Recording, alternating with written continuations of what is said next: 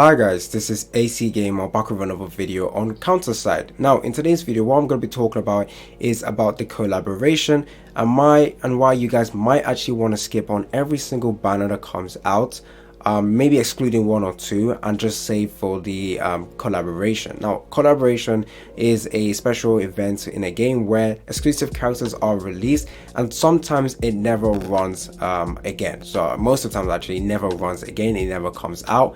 And in the global server we are getting a collaboration in the month of December.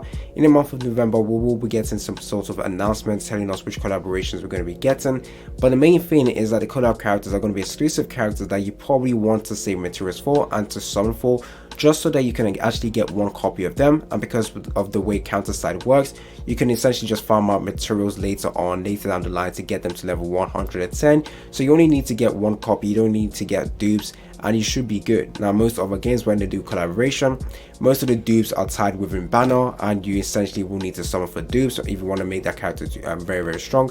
But luckily in CounterSide that is very different. So your main purpose is just to say that the collab characters are pretty much going to be important characters you want to get, maybe just for collection reasons, or maybe just because this will be like a hype collaboration. You want to get the characters so that you know in the future, let's say he never runs again, you can always have the character in your account to always show people like, look, I was here during the collaboration, it was a pretty decent collaboration, and yeah, I got this character, I'm very happy. Now recently, in the KL server, they've gotten two specific collaboration. One of them was the Guilty Gear collaboration, and now the second one is the Code Geass collaboration, which in my opinion I do like the Code Geass a little bit more, just because it's an IP I'm actually fond of.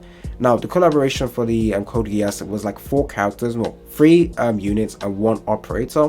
One of them was an awakened character, the other one was an awakened no, it was a rearm character, and the other one was a regular banner character, and the other one was an operator. So this might mean that when it comes out in the global server, we don't know which collaboration we're getting. It's not going to be Guilty Gear, it's not going to be Code Geass, it's going to be a specific one, but I'm assuming they're going to follow the same way they did it with the KR version with the Guilty Gear, which they might release one awakened character, release one rearm character, just because if you scroll down in the roadmap you will see that in the month of December the rearmament is going to be a thing as well. So if they only wanted to make that collaboration happen with a rearm character that makes that is specific, then sure, they can release an event that you will be able to farm out resources to get the character to a rearm version. So yeah, I'm expecting one awakened character for sure, just because I do feel like it might give them more money. The awakened characters are going to be specific characters. Sorry if you heard me like nudging the mic, but the collaboration characters are going to be very important characters to get, and assuming they're going to be good characters as well, you definitely want to go ahead and get them. Now if you go over to the patch notes, as you can see, or the roadmap, you will see the bunch of characters we're going to be getting, so you can actually be picky and selective. Maybe do some research, go over to Pridewin and Institute, and just take a look at the characters to see if there's a specific character you want to pull. But I will just tell you straight up, there's a bunch of characters you can easily skip. So in the month of September, the one you might want to get is Veronica, just because of the Dive 50 that might come out when Evolved 1 comes out on November. I do have a feeling that Dive 50 will come out when Evolved 1 comes out, and you're going to require Veronica to cheese it. When Veronica comes out, or this event comes out, there is also going to be a couple of characters, one more character you might want to get, which is Lily. Now Lily is only a character that's useful for PvP, so essentially you can skip on her if you're a free-to-play player. So this is going to be a guide for free-to-play player. You probably want to get Veronica, and then you want to skip every single normal character. Even though I made a video talking about Rita and why you want to get her, just thinking about it, and we don't know how many collaboration characters we're going to be getting, you might also want to skip on Rita.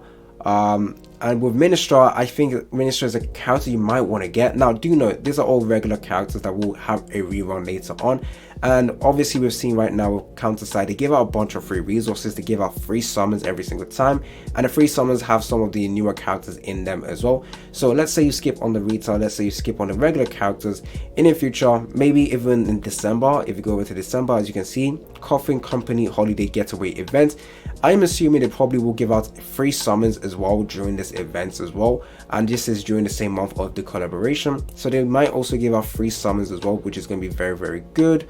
In that summon, it could include Veronica. It also could include the Rita.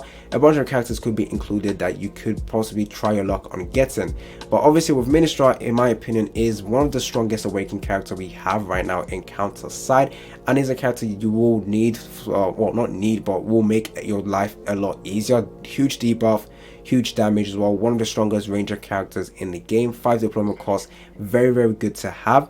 It just makes it makes your gameplay a lot easier. Now all the other characters you can essentially skip. Go over to November. This is easy skip month because yeah, you can skip on the Horizon. She's only really good for PvP. PvE she's good as well, but I would say if you guys are wondering which awakened characters you want to get for, first Ministra or the Horizon, then I'll say Ministra just because Ministra is universal. Horizon is only, well, truly strong in PvP. And then the rest of the characters, especially this operator, you just skip. She's not that good, and you never summon for operators. Is there any other ones? I don't think any specific or interesting characters will get released in this month. If you go over to December, Jushu Yun you can skip as well. Wait for a rerun. The second part. Now with this ones over here, the character you're going to get is Lee Yuri, only good for PvP. This guy's Cho Jun. You can only get him from a counterpass, so it's not like you're going to be able to get him if you're free to play. The operator Serena Crow you might want to get for PvP, but once again just buy her from the Planet Morepoint shop, and pretty much you can skip on every other character. So there's a few characters you might want to summon for, whether it's the Rita you want to get, or it's the Veronica, or you want to get the Ministra. But I do have a feeling you might want to save up your classified recruitment as well, just in case they do release a collab character that is an awakened unit that you can get your resources to summon. Now, if you guys have been saving for Ministra for a while, then when Ministra comes out, I do recommend doing like 3 multis in. Try your luck, assuming your pity is nowhere near, you know, assuming you're not about to reach pity, then just summon for Ministra, do like 3 multis. If you don't get her, or let's say you're close to pity now, then yeah, you might just want to save that pity for the collaboration character so that you can guarantee yourself getting that character.